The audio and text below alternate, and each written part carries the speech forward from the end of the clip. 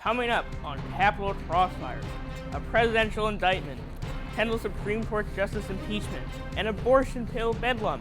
Joining us today for our discussion, Michael Brown and Eduardo Rivas, and I am your moderator, Nick Petizzo, from the GWTV studios in Washington, D.C. This is Capitol Crossfire.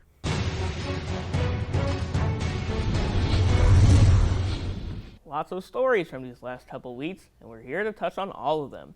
We have the first indictment of a president in U.S. history, an ethical scandal rocking the nation's highest court, and a flurry of decisions about abortion pills that will likely end up at the Supreme Court, and the partisan expulsions of Tennessee lawmakers over their protests on the State House floor. Our panelists are here to discuss this and more. Joining us is Michael Brown, a freshman majoring in international affairs, a member of the College Republicans Freshman Committee and Political Affairs Committee, and Eduardo Rivas, a senior majoring in political science and finance. Eduardo is a member of GW College Republicans. Michael, Eduardo, thank you for being here. Good to be here. Thank you for having us. First question, Tennessee House expelled two of their members, Justin Jones and Justin Pearson, last Friday for breaking House rules on conduct and decorum after they participated in a gun violence protest in the well of the House, in the wake of yet another school shooting which killed 6 people. Republicans chose not to propose gun policy reform and instead brought these expulsion votes to the floor. How do you think these priorities look to a country increasingly embroiled in gun violence? Well, first of all, thank you for having us here and having us discuss these issues. So, the issue that was going on in the Tennessee State Legislature was that these two members of the Tennessee State House, they basically were, what I've heard was that they were basically protesting and that they were basically breaking rules of decorum. Now, I understand you have the right to be able to speak your own opinion in the State House. You are a representative of your own constituency. However, there are rules in the state legislature, and the reason why there are those rules is to maintain decorum and to promote and to have efficiency and to make sure that the business is run. I mean, if those sort of issues are going on, then I'm sorry, then if you're not going to follow those rules, then unfortunately you're going to have to face the consequences of being able to not following those rules. Just a quick note on that. Those two lawmakers weren't the only two members of the House participating. In fact, there was a third person, a white woman, participating, and strangely enough, she was not expelled. So do you support these expulsions? I mean, I do support on the basis that it's because they were breaking rules decorum. Now, I don't know regarding that sort of issue. I mean, if she was breaking I've heard that she was breaking decorum, and that those two individuals are coming back in and being able to come back to the State House. Now, that's very fantastic that they'd be able to come back into the State House and be able to voice their opinions for their constituency. However, hopefully in the matter that they follow the rules in the state legislature. Just a quick follow-up. Was expulsion the only means they had of disciplining these reps? What about a censure? Would that not have been perhaps a more pragmatic course of action if the rules truly were the only aim here? I mean, I do understand that there are other alternatives, and I would have been in favor of those alternatives. I mean, in my opinion, I think expulsion was a bit too far, in my opinion. Just hearing that, I mean, this basically put those two lawmakers into Democratic stardom. They basically made them into presidential material. And as politically speaking, this really strategically is that this gives them a lot of political capital. But for them, I think that the Republicans should have gone for a different alternative rather than an expulsion that to address the matter that they were not following the rules in regarding to the lack of decorum that they were having. So, I mean, overall, I mean, they should have also gone for an alternative as well, rather than an expulsion. Michael, your thoughts? I kind of agree with what Eduardo was saying about how, well, yes, we are glad that those Tennessee lawmakers are back and we can have their opinions back in the State House. Rules of decorum need to be followed, and if lawmakers aren't following that, there needs to be consequences. I also agree with what he said about the expulsion being a little extreme. Perhaps a censure could have been better, but that's it. I mean, some are saying that the quote-unquote decorum rule violation is just a sham because these two Democrats were putting the Republican legislature in a very awkward position. I mean, do you really think there was no that this was an apolitical process? I mean, we do make sure that we have our Republican lawmakers in check. I mean, like you take Marjorie Taylor Greene, for example. We censured her in the U.S. House of Representatives. She was making all these baseless claims, and we censored her of all of her committee assignments. So we make sure that, I mean, the Republican Party makes sure that they keep their lawmakers in check. And the same thing, and I think that goes the same for all lawmakers. There are rules of decorum. There are these rules to make sure that there's business within the state legislators. I mean, you look at what happened back in my home state of Texas. You have these House Democrats going all the way here to Washington, D.C., so they could be able to advocate H.R. 1 to make sure there's no lack of quorum in the Texas House and there was no business.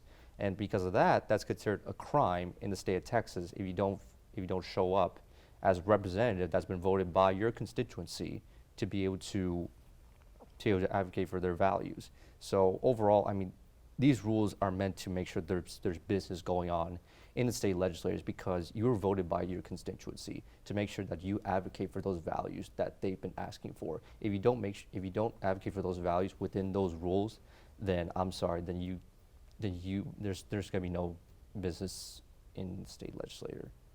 Thank you for that. Shifting now to the Supreme Court with new revelations that for decades, Clarence Thomas accepted luxury trips from GOP meta donor Harlan Crow, none of which were disclosed in any of his financial reports, though he claims he was advised by a donor that he did not have to do so. Do these actions warrant impeachment? I don't think they necessarily warrant impeachment, but they do warrant a strong reprimand for Justice Thomas, because the Supreme Court's entire legitimacy is built around its image, and this is a massive black mark on the image of the court. I will say part of this likely is politically biased because Clarence Thomas is one of the more outspoken originalist interpreters of the Constitution.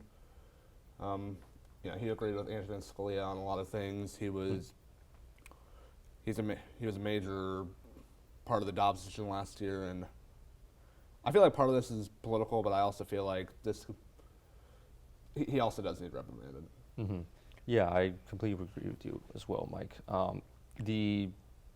The foundation of the legitimacy of the Supreme Court rests on the credibility of the justices. It's not like any of the other branches, like the legislature and the executive branch.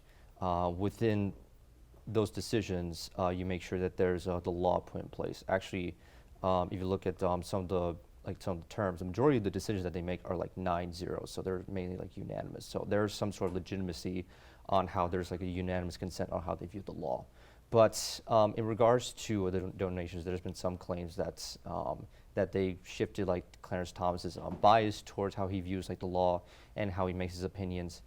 I would disagree with that sort of sentiment because, I mean, Clarence Thomas has always been an originalist and a conservative voice within the judiciary. If you go back to his time at Yale Law School, he was part of the Federalist Society, which Neil Gorsuch, John Roberts, Brett Kavanaugh, Amy Coney Barrett, all these other conservative justices have been a part of. He's always been outspoken of his conservative background as a Supreme Court justice. So in the light that, so overall, yes, it does bring a stain on the Supreme Court and its credibility. However, I wouldn't be concerned that it brought a political bias because, I mean, he's always been an outspoken conservative justice since his tenure. I mean, quite says originalist, like overturning your own decision from the past. Anywho, so this case has only added to the Supreme Court's legitimacy crisis that we're all aware, many saying the court's purpose is antiquated and regressive. Some lawmakers, such as Katie Porter, are calling for reform of the court and term limits for justices. What is your opinion of the Supreme Court? Do you think it's time for a change to the institution? No, I think the Supreme Court the Supreme Court as an institution is still fine. Mm-hmm. Most of these, 90% of these claims are politically biased from people who do not agree with the court's recent decisions because it has a 6-3 majority for conservatives. Mm-hmm. I mean, well, I don't know what you're referring to by exact reform, but if you mean like reform as in change the justices to have them vote, have the people vote for the justices, if that's one way, I would tend to disagree on that matter. I always go back to Federalist 78 by Alexander Hamilton, where he talks about how the independence independence of the judiciary would be able to allow for the justices to be able to interpret the law as without these sort of a political matter and the political biases that would come in. So having that sort of political ideology aside, this would give them a much better, a much safer place, so they could be able to interpret the law much better. I mean, overall, the Supreme Court has the institution changed since the 1960s and 1950s. Yes, there's been political polarization. You start out with the Warren Court, and then started exacerbating after the nomination process of Robert Bork.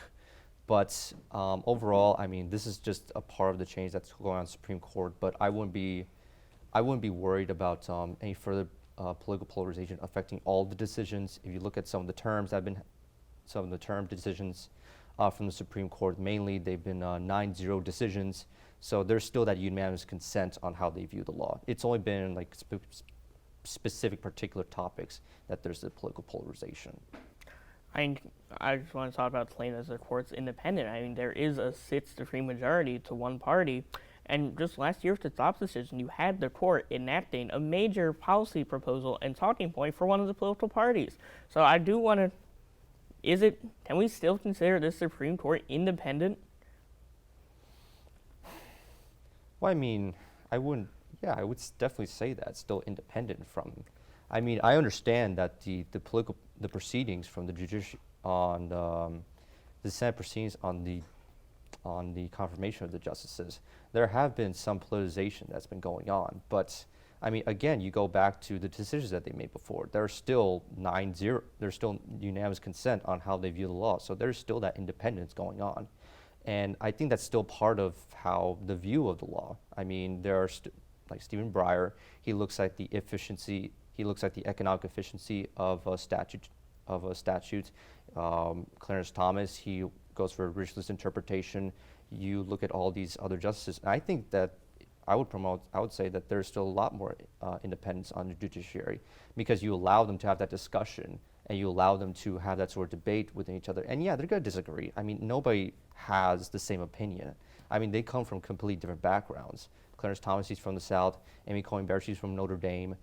So you allow that sort of, there's still going to be that disagreement within those justices. But overall, having that disagreement, I think is really good, because you allow to show them that there's still that independence going on. Thank you. Now moving on to something that very well may end up with the Supreme Court. Last week, a Texas judge deemed the abortion pill unsafe, even though the drug had been used and approved by the FDA since 2000. The judge cited concerns raised by anti-abortion religious advocacy groups as the basis for his decision. What kind of precedent would this set if the judge and religious groups are allowed to assert their own medical opinion over the FDA's? Do you want to go? Okay. Okay. All right. So this one, I read a little bit of the ruling from the Texas judge.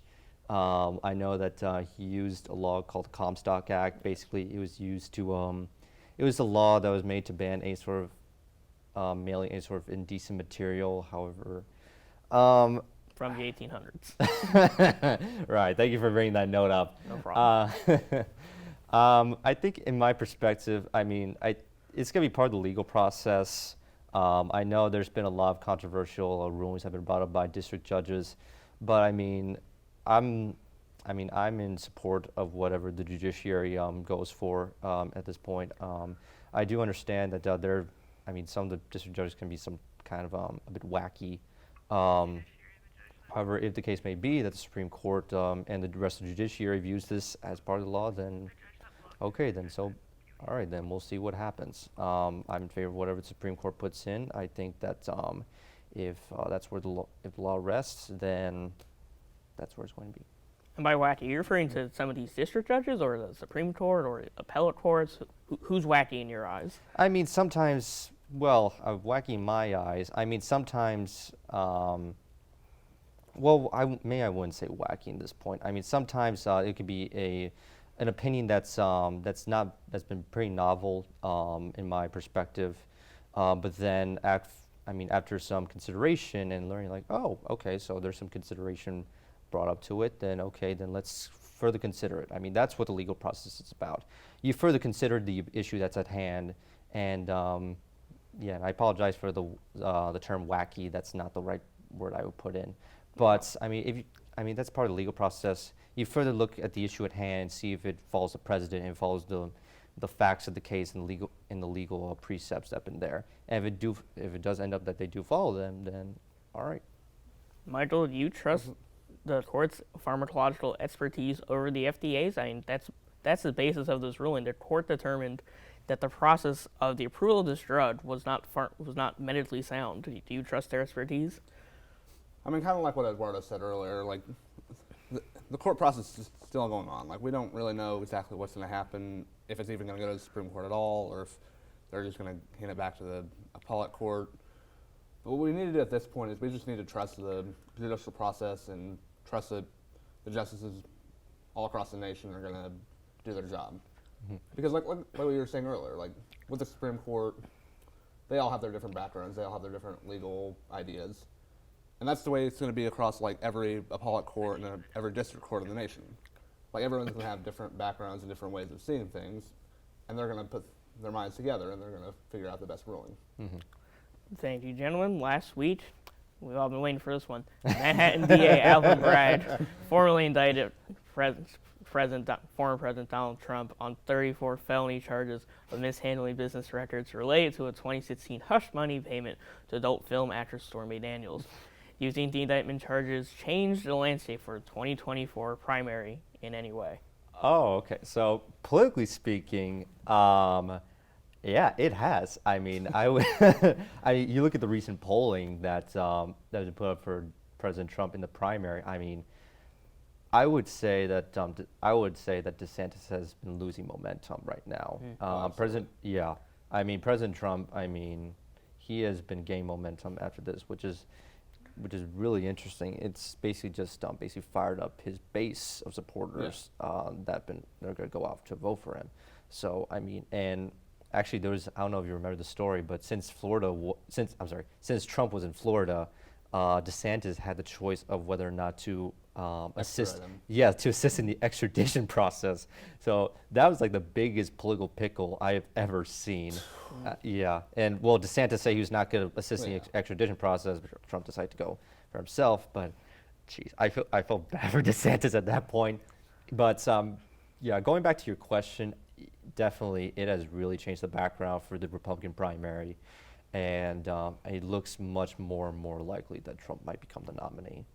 This goes to either of you. Do you like Trump's chances in a 2020 rematch with presumable Democratic nominee Joe Biden? I like it better than I did before, because like what you're saying, Eduardo, like this fired up Trump's base, and also it's going to attract some people who are going to look at this case and say, Alvin Bragg, what is he doing here? This is very politically motivated. Like, I was reading a post earlier about how Alvin Bragg, there was this individual in New York, his name was Rodney Johnson, I think, and he had literally been committing crimes for 35 years, and he did a string of robberies, and Alvin Bragg reduced his crime to a misdemeanor. Meanwhile, he decides to go after President Trump on all these political charges, trying to turn really novel cases into full-on felonies. Actually, I'll point out to this. Regarding the chances for Trump to win against Biden, I am a bit cautious on that. And the reason why is because, I mean, I go back to 2022. Back in 2022, 2022, I was part of the campaign back in my home state of Texas. It was Mayra Flores. She was the first Mexican-born woman to be elected into Congress. And we thought that it was going to be a red wave. We thought it was going to be big. And then when 2022 happened, we only won the House by barely. I mean, I would argue that Speaker McCarthy is probably one of the weakest speakers ever in history because of the slight margin that he has. And I would argue that the reason why is because, I mean, kudos to the Democrats. They put in a lot of effort onto abortion, onto that issue, into the issue of Dobbs. And that really fired up a lot of people. I mean, you look at the other states that have been going on. So I'm a bit cautious on it, but I would say that Trump has been doing a good job, because the thing with the Republicans, so there are two like sects of the Republicans. So like there's like the Republicans with Trump, and then there's like the regular sort of Republicans. I mean, Trump, he's advocating for not taking out Social Security. He's advocating for not taking out Medicare because he knows that's what his base likes. He knows that's what the American people like. He knows that basically knows his base pretty well. And same thing with Ukraine. There's been a lot of sentiments that have been going on with the polls that they've been being a bit more skeptical with Ukraine. So going off of that, I'm still cautious on his chances against Biden, but I mean we'll have to see what happens. I mean it's the 2024 election is like in 1 year, so we'll have to see and find out. Appreciate your perspective on that. Several Republicans are on record painting the indictment as purely political and setting a bad precedent for prosecuting former officials. Do you think this indictment was politically motivated, and does it indeed set a bad precedent? Like I was saying earlier, I do think it was partly politically motivated because, Alvin Bragg, he's a very political judge in New York.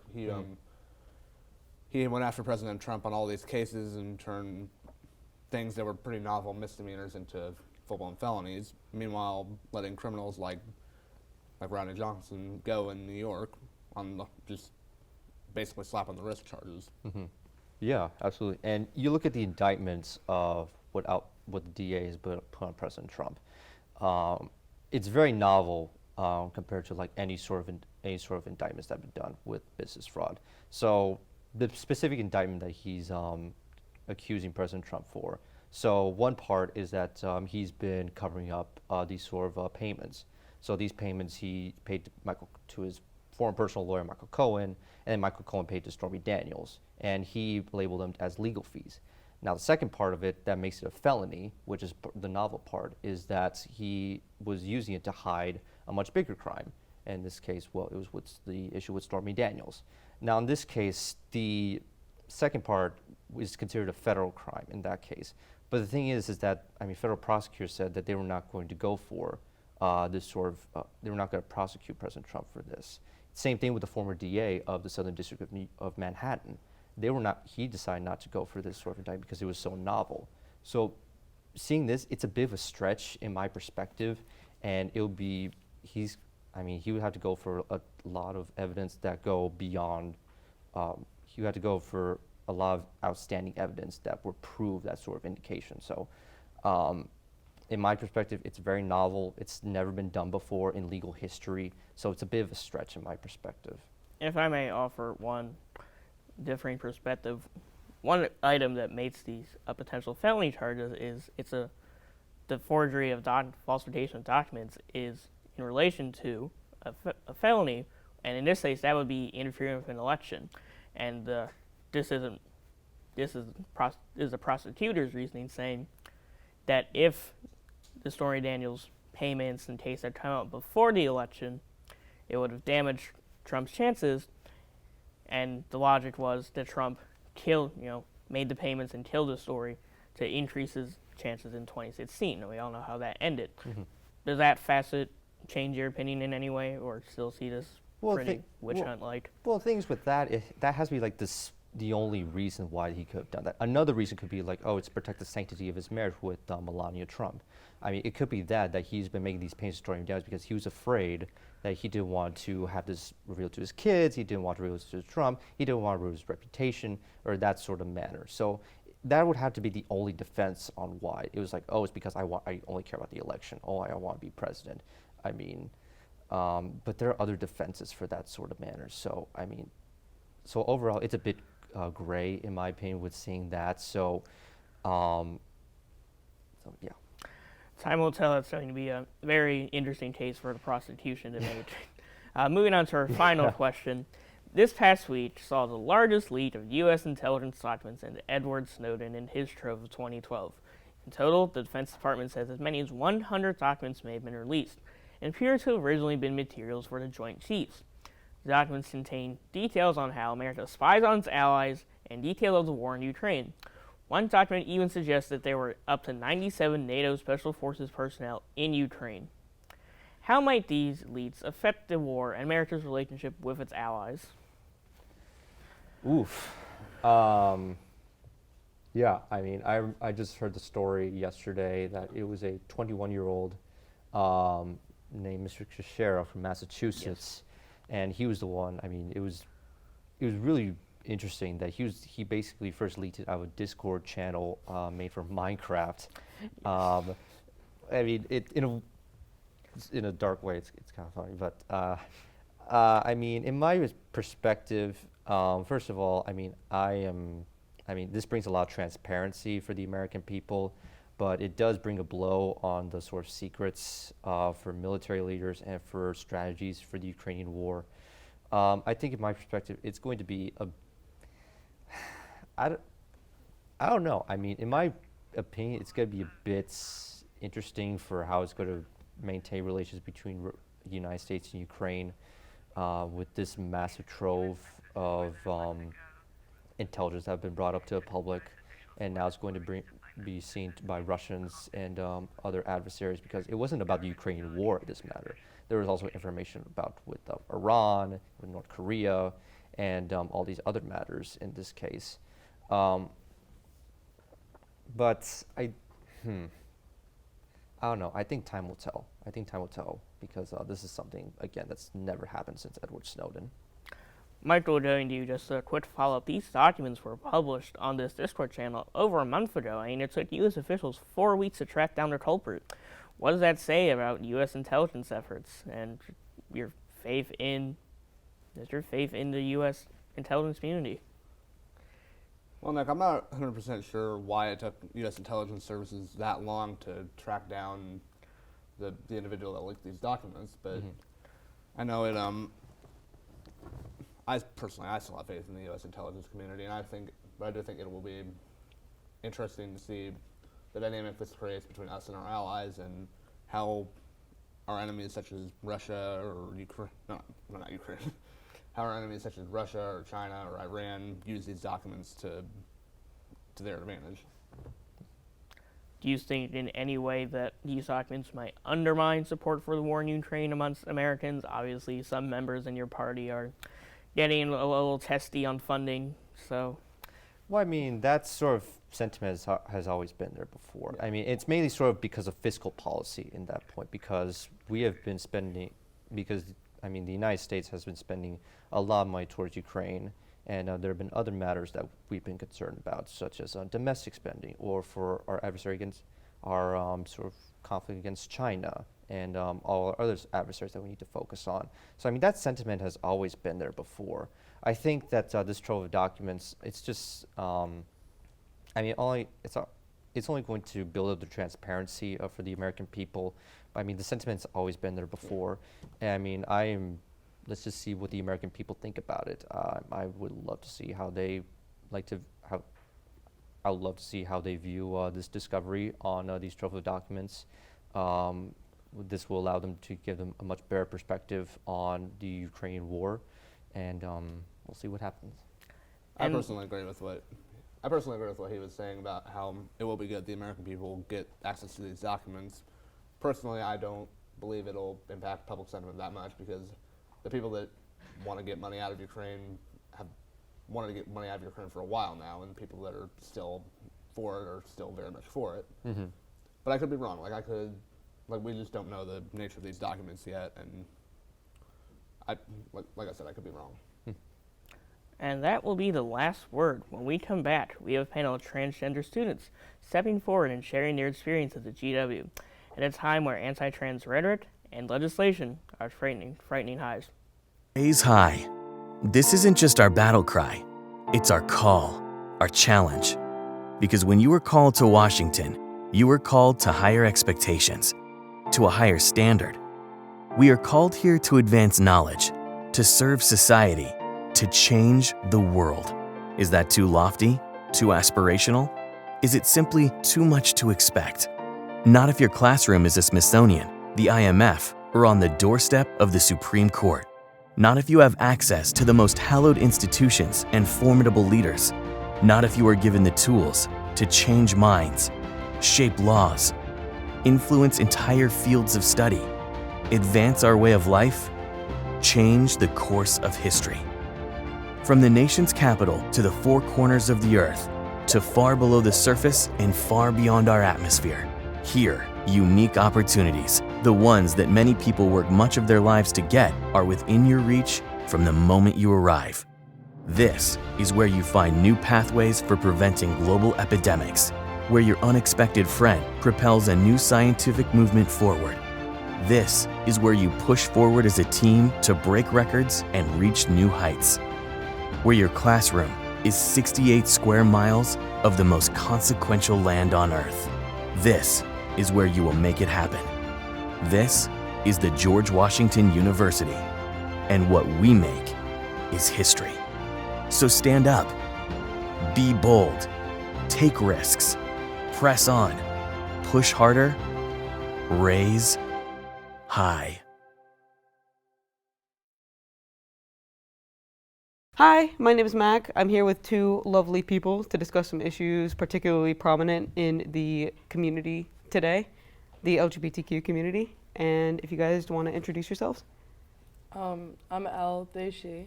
I'm Kate Henges, she, her. And I use he, him pronouns. And so I want to start off by asking you guys today, does GW, we can get into the student body, but does GW make you feel safe and respected? Do you want to go first? No, yeah. Okay. I think it does to a large degree. At least from my experiences, coming from a smaller town and moving to a city like this, moving to a college like this, it's felt like it's been a very positive improvement for me. There's a lot of different resources on campus. Unfortunately, obviously, the MCSSC has recently been shut down temporarily, which does take away from that. But we also have great clubs like TMBS or Allied in Pride, and we do have a very heavily LGBT student body. Yes. So I think overall, it has been a positive experience, and I have felt, for the most part, there have been some situations to the contrary, but for the most part, I felt safe on campus. Yeah, absolutely. How about you, Elle? I agree with Kate and large with that. I've had incidences of lack of exception, to say the least. However, to the largest degree, it's been pretty good. Okay. For myself, it's really hard to compare though, because prior to college, I went with a completely different identity. Okay. All right. So do we want to get into that, to the experiences that haven't been so great, if everybody's comfortable with that? I'd be more than happy to. Okay. Awesome. Yeah, so really a lot of it comes down from, again, being in a big city. That means there's a lot of people here, and that means there's a lot of people who don't necessarily agree with, I don't want to say agree with your lifestyle, but there's a lot of people who can have more bigoted views. And there have been times where, you know, I've been out on the street, at least when I didn't pass as well, and I have, you know, been called slurs or had issues along like the lines of being denied entry places. And yeah, getting to my experience at GW on campus, negative experiences that I've had. Beginning my freshman year of college, I had a roommate and he ended up having to leave. We were in a gender neutral housing, but GW had a policy that when one roommate leaves gender neutral housing, it becomes a single sex space. So my dead name was also only on all the housing documents, which is something that is another major issue. Yes. So I get an email out of the blue from a random guy who's like, hey, dead name, I would love to talk to you. I'm going to be your roommate from now on. And I'm like, okay, let's take this back. Let's talk things through. And it ended up being lovely. But that was a major situation where I felt like I wasn't entirely safe and supported on campus. Yes, I also have had issues with one or two of the frats. There have been times where I have been out with some of my cis friends who we were all hanging out. The cis friends were let in, and me and another trans friend were stopped and told that we can't enter because we were guys and it was a liability issue. So there have been issues on campus. I think some of it stems from institutional policies here or there, and some of it stems from particular individuals. Yes. Okay. All right. Oh, do you want to go into times that have made you feel less than accepted? Yeah, I would say, again, on the frat scale, that's definitely been a thing for me. Not really conforming to a binary sort of standard, I guess you could say. Yeah. They can't really use an excuse like that towards me. However, they just like kind of say turn around, and then I don't know, sometimes I'll have some cis friends follow up shortly after me, and then, you know, once they get in, because they do the frat bro handshake or whatever, then I'm all good to go. So I don't really understand what matters like that too much. Right. I also, my name has been legally changed, and I've gone through that process. But up until very recently, I was dead named in all emails, still on like the housing assignments and everything, which is it's jarring when you've been called a certain name for months or for years, and then all of a sudden, because of something wrong in some paperwork or just a lack of like implementing these very necessary like changes, you get dead named, and it's like, oh wait, I forgot how bad this feels. So, and you said that you had a similar problem on the Yeah, I housing did assignment. on housing and also from communications from, I know it depends based on the department and the school. So like when I get official communications from, Elliott School kid, Yeah. unfortunately. But whenever I get communications from the Elliott School, I get emails with my dead name. And again, it is really weird because I've been going by this name since senior year of high school. Right. So it's a very odd thing to all of a sudden have out of nowhere be like, hey, dead name. And it is a very jarring and weird experience. And it feels like there should be some sort of easy form to fill out just Yes, to get that it definitely changed. should be easier. I had to like dig and dig and dig for a specific form because I emailed them, but then there was just the communication was not clear, and I was like, what? So I had to dig for this form and then send it to them, and then weeks later it got changed and everything.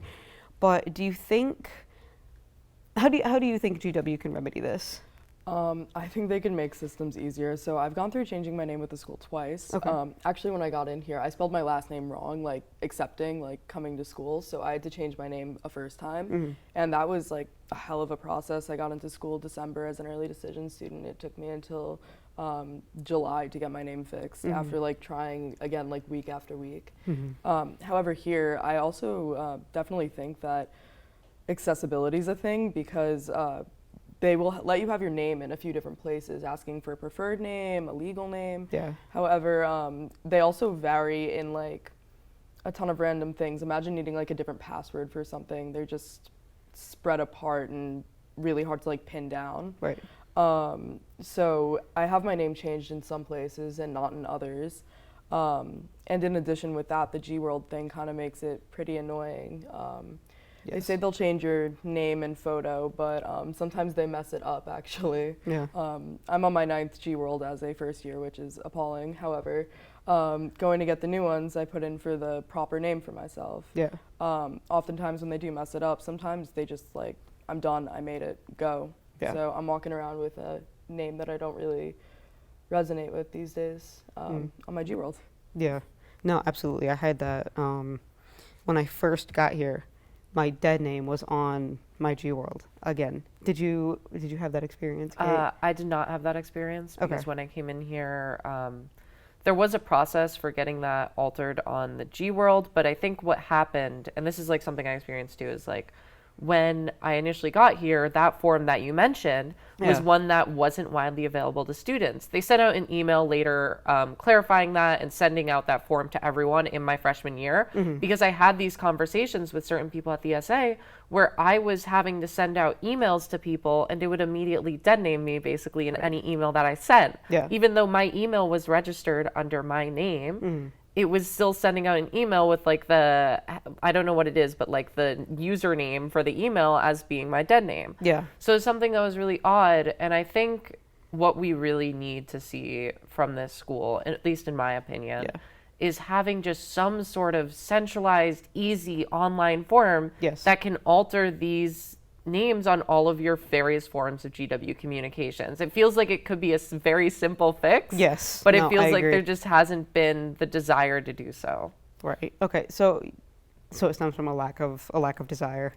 Yeah, because I feel like these issues are not something which are particularly hard to solve. No.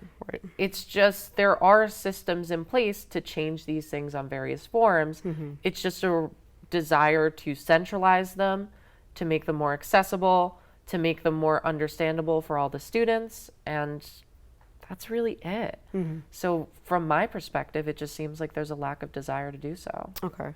So do you think that there are enough resources on campus for LGBTQ individuals in terms of not just like clubs and everything, but also mental health and medical resources? No, short answer. Okay. Very short answer, no. Okay. Yeah, no. I definitely don't think there is. I think in general, GW's mental health services are extremely lacking. I know I, in my freshman year, had a situation where I wanted to go and talk to a mental health counselor. I went to go speak with them, and essentially what they ran through is they were like, oh, are you at immediate risk of killing yourself? And it was like, no. And then they're like, okay, well, we're going to send you off to this online partnered service where it's just like this app that like walked you through like mindfulness. And I'm like, how is this any sort of comprehensive mental health program? Everybody needs mindfulness. What are you talking about? Like, no, I don't disagree with the concept of mindfulness, but like, there seems like there's probably a better solution to all these issues, and that there is a massive dearth of resources for particularly LGBT students. I don't know if they still do it, but I know the MCSSC used to have binders, but I don't know if that's necessarily a program still in place, especially with the MCSSC being closed down now for a brief period of time. And I think there's just an extensive lack. Yeah. Have you had any personal experiences with this, Elle? Yeah, again with CAPS, I went for something last semester, and similarly like that, it's like an elementary nurse giving you like an ice pack for a stomach ache and saying go. Right. It's really just kind of, I guess, ignored, not necessarily because of who we are, but because we're not at an immediate risk for ending our lives. Right. Have either of you attempted to start any sort of any treatment, any sort of transitioning process through GW in terms of like hormones or anything, getting something like that started? I have a private insurance, so I am not on the GW insurance, and I have not tried going through it. Okay. All right. Have you had any experiences with that though? No, I'm a strong advocate against the GW hospital and affiliates of sorts, so certainly would not. Okay. So do we see, do you think, enough representation on campus of trans people in like communities, not just trans and queer specific clubs, but just generally? Do you think like in spaces?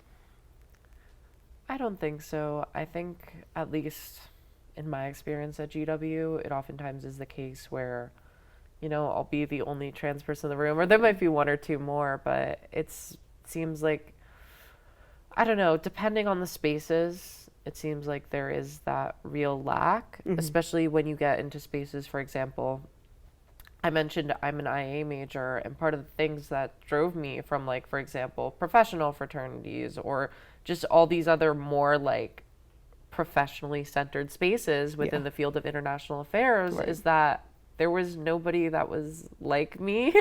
Like it felt like I just wasn't able to connect as much, and I felt a bit of like the odd person out in a way. Yeah. And I feel like in a lot of those more professional spaces on campus, there can be just a complete lack of representation. Yeah. I agree with that as well. I also do think that for myself, coming from where I came from New York. Yes, lots of queer, lots of representation there. However, the town I grew up in, New York, didn't really have much sort of, again, for lack of a better word, anywhere on a spectrum between like man, woman, cisgenderality. Like it just didn't exist where I was from. Yeah. So coming here, I definitely see a lot more, and it makes me like kid in a candy shop, like, oh my gosh, I see somebody over there, like I feel seen, even like if they don't see me literally. Yeah. But again, there are very many times where I'm in spaces and I'm the only one of this orientation or anything similar of a sort.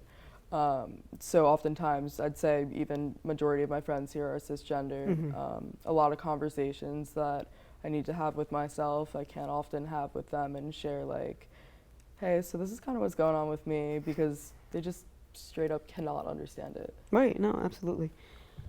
So what do you think GW can do to make an impact on increasing the representation of queer people, not only just in clubs, but in spaces like sports and more professional spaces, like you were saying, and increasing just accessibility to resources, not only and improving their resources for mental health, for medical needs, and just all that kind of stuff specifically for trans people.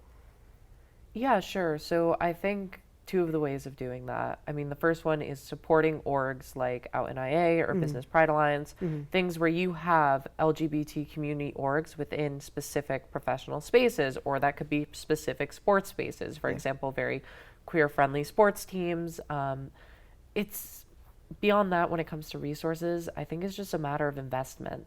Okay. And it's being willing to put the money, for example, into mental health care, Yes. into buying binders for the student population, into these resource programs, as opposed to, for example, just a hypothetical, but giving guns to police officers, Right. hypothetically.